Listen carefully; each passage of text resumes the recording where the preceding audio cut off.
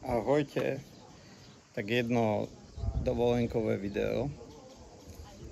Akurát končíme zajtra dovolenku a prišlo mi, že čo vlastne sú tie dovolenky. Mne to veľmi pripomína, že každá dovolenka je ako športové sústredenie. Že počas bežného roka proste trénujeme, dávame si tie dávky a počas toho športového sústredenia je to ešte viac a tie výzvy a tie dávky sú ešte väčšie, lebo je to koncentrované, že trénujeme ráno, do obeda, po obede, večer, celý čas sme vlastne v tom, že tie výzvy budú častejšie a robíme to preto, aby keď prídeme z toho sústredenia, aby sme preniesli to, čo sme vlastne na tom sústredení získali aj do bežného života, do toho, ako nám to ide alebo nejde počas bežných dní. Takže toto isté je pre mňa vlastne dovolenka, ale myslím teraz v tom pozitívnom, že ideme na tú dovolenku a každý, alebo väčšina ľudí ide s tým zámerom, že konečne si oddychnem, konečne nebudem nič robiť.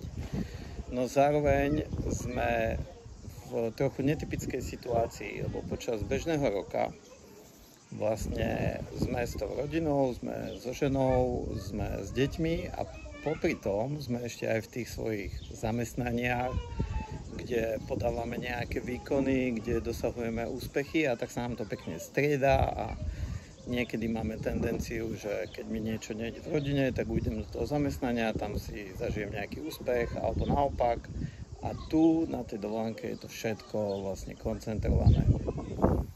Za mňa hlavnou úlohou žien na dovolenke je naučiť sa tie veci púšťať do kompetencie mužov. A hlavnou úlohou mužov na dovolenke je naučiť sa akékoľvek veci, nielen nejaké extra zásadné, ale akékoľvek denné maličkosti uchopovať, držať a mať ich plne svojej kompetencii. A to je jedno, ako to dopadne, či to dopadne zle alebo dobre. Samozrejme, to je taká bežná situácia, ale sú vzťahy, kde to môže byť aj úplne naopak. Čiže muž sa učí púšťať a žena sa učí uchopovať. Ale vo väčšine prípadov je to vlastne takto. No a to môže byť úplne od začiatku tej dovolenky a počas celej dovolenky až po koniec, cez výber cesty, čokoľvek iné. Lebo muž, keď spraví nejaké rozhodnutie, tak za tým rozhodnutím si obyčajne on stojí. A pokiaľ to rozhodnutie, nech už sa to týka čohokoľvek, nedopadne dobre a dostane nejakú výtku, povedzme, od tej ženy, tak on sa učí vlastne s tým pracovať. Že čo mi to malo povedať? Prečo sa ma to teraz tak dotýka? Že ja som sa snažil a nedopadlo to dobre a teraz sa na to chytí a na zem sa doťahujú. A môže to byť samozrejme aj naopak.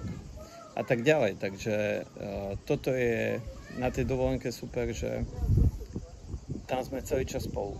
Celý čas sme rodina a kde deti teda s rodinou a s deťmi v nejakom koncentrovanom priestore, kde nikto nemá žiadny únik a kde sa učíme si to užiť čím najviac. A prečo sa to vlastne učíme? Učíme sa to preto, že alebo za mňa je to také podstatné, že to, čo zažijeme na dovolenke, kde si konečne oddychneme, kde každý si môže naplniť tie svoje potreby a zároveň vidí tie potreby toho druhého a je to celé také koncentrované, hej, že to tie dni idú za sebou, tak toto isté sa potrebujeme naučiť potom robiť aj doma.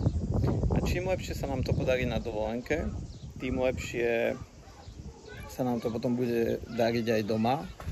A za mňa nie je podstatné to, že každú nejakú vec ja teraz musím riešiť, mužom častokrát aj mne býva na tých letných dovolenkách teplo, že vonku 35, musíš byť na tom slnku a teraz si to potrebuješ riešiť, že prečo zomieram, keď mi je teplo a som z toho nervózny, podráždený, štekám a snažím sa z toho uísť a hľadať tú príčinu vlastne v sebe, že čo to vo mne je.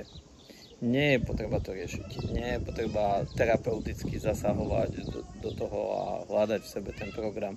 Áno, môžem, keď chcem, ale za mňa to nie je potreba. Je veľmi dobré všetky tie výzvy počas dovolenky, preto to volám ako výzvy. Všetky tie výzvy, ktoré tam prichádzajú, brať úplne ľahko, s ľahkosťou a stačí sa na to pozrieť, že čo sa teraz vo mne deje. Čo sa vo mne deje, keď deti túžia potom ísť na pláž a mne je teplo a nechce sa mi. A ako danú situáciu môžem zvládnuť tak, aby aj mne nebolo dobre. Aby napriek tomu, že nemám rád teplo, že sa mi zdá, že umieram, som tam mohol zísť, nájsť si svoj chládoček, vedieť sa schladiť, užiť si s deťmi, venovať plnú pozornosť tomu, čo sa deje, oddychnúť si a nebyť zaťažený hodiny, nebodaj dní v tom, že ja som teraz niečo musel alebo nemusel. Samozrejme platí to, že obzvlášť teda na dovolenkách, že každý by si tam mal nájsť ten svoj priestor. Vedieť sa postarať o seba. Vedieť si povedať, ja potrebujem dnes ráno napríklad si odskočiť na kávu do mestečka, vyložiť si nohy skoro ráno alebo pozde večer, to je jedno, keď ešte nie je tak teplo alebo keď už nie je tak teplo a mať ten čas, chvíľku len pre seba. Keď sa mi podarí postarať sa o seba, môžem sa vrátiť naspäť do rodiny, môžem byť naplno s deťmi, naplno so ženou a určite aj žena, aj deti radi doprajú tým mužom ten čas na seba. Nech už je to, že si potrebuje zaplávať alebo čokoľvek iné. To je najpodstatnejšie vedieť a vnímať, že čo ja teraz potrebujem.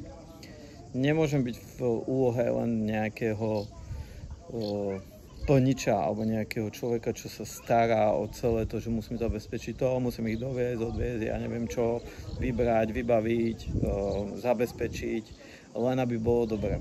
To nebude fungovať, lebo skôr či neskôr sa dostanem potom do režimu, že vyhorím vlastne z toho. Nedokážem sa postarať o seba, nedokážem si oddychnúť, nedokážem si užiť, tak nemôžem tým pádom si to užiť ani so svojimi blízkymi, so svojou ženou. A to samozrejme platí aj naopak, aj žena, aj deti potrebujú naplniť svoje potreby, i keď oni o tom možno, že ešte o tých svojich potrebách až tak nevedia, a to by mali vnímať vlastne rodičia. Takže keď to všetko dobre dopadne, ako nám to napríklad túto dovolenku dopadlo, že sme to nechávali v úplnej ľahkosti a v plnom plynutí a obidvaja z nás, aj moja žena, aj ja, ako náhle sa nám niečo zdalo, že ide na nás, že sa nás to dotýka, alebo že sa cítime neprijatí, odmietnutí, alebo niečo, tak sme si to vlastne zvedomili, pozreli a nechali odplávať v tom oceáne, či čo to je tu v Stredozemnom mori. A išli sme ďalej. Nestrácali sme čas nad tým, že nechytali sme sa navzájom na tie programiky a nesnažili sme sa to hĺbkovo nejako riešiť a prečo to tak je a na čo to tak. Proste príde to, pozriem, odíde, idem ďalej. A toto môže robiť hocikto, kedykoľvek, pokiaľ je vlastne v kontakte so sebou a v kontakte s tým, čo sa momentálne deje, čo cíti, čo na ňo ide, čo na ňo nejde, čo potrebuje, čo nepotrebuje, prečo je unavený alebo čo nemá naplnené. Takže je to veľmi ľahké, ale niekedy jasné, že tie programy alebo tie stavy, ktoré sa nám dejú, môžu byť silné a môže sa nám zdať, že sme nejakým spôsobom ukrivdení alebo niečo. A s tým púšťaním a uchopovaním je to veľmi jednoduché. Deje sa to samozrejme aj v bežnom živote, ale obzvlášť na dovolenke. Je to také hravejšie, alebo také fakt ako na tom športovom sústredení, že tu tých situácií je veľa a môžeme si to kedykoľvek skúšať a keď niečo nedopadne dobre, tak proste si len poviem, aha, tak toto som pokašľal, skúsim to nejakým spôsobom inak, ale bolo to len na mne. Aj, že vezmem, ja neviem, niekde deti a teraz poviem, že neberiem deti, ideme na paddleboard alebo niekde a ja neviem, odplaví nás niekde vlna a teraz je tá situácia a ja si to môžem potom zhodnotiť. že dopadlo to dobre alebo dopadlo to zle. Ale mal som to plne vo svojej kompetencii. Ja som rozhodoval o tom, kedy, čo, ako, kde. A žena jediné, čo spravila, to je teraz akoby fiktívna situácia, nás nikde neodplavilo, ale to ma tak akoby napadlo, že žena jediné, čo v tej situácii spravila, je, že dala mužovi plnú dôveru a plnú kompetenciu. Teraz je to na tebe. A muž hovoril, áno, teraz je to na mne. A to môže byť aj naopak. Hej, ja neviem, výber reštaurácie môže muž plne zveriť žene, že dobre, výber, ideme. A keď to aj by náhodou nemalo dopadnúť ideálne, tak proste si potom sadnú, povedia, no, tak čo, ako tam bolo, ako tam nebolo. Čo by sme spravili na budúce inak. Ak niečo dopadlo, alebo vidíme, že v tej situácii nie je ideálne, tak sa snažíme, tak ako v tej vode, keď je, teda na tej pláži, keď je muž je teplo, tak sa snaží o seba postarať, tak sa vzájomne snažíme o seba postarať, že čo môžeme z tejto situácie vyťažiť tak, aby sme si ju zmenili, aby sme si vedeli užiť, napriek tomu, že ja neviem, blbá čašnička alebo niečo, zasmiať sa tomu. A túto ľahkosť a toto plynutie, keď sa nám podarí preniesť si potom aj do bežného života a spomenúť na to, že aha, na dovolenke sme to takto ľahko riešili a sme sa na tom zasmiali a za 5-10 minút sme vedeli ísť ďalej a podarí sa nám túto ľahkosť preniesť do bežných situácií, bežných dní, tak myslím, že nám bude všetkým o mnoho fajn.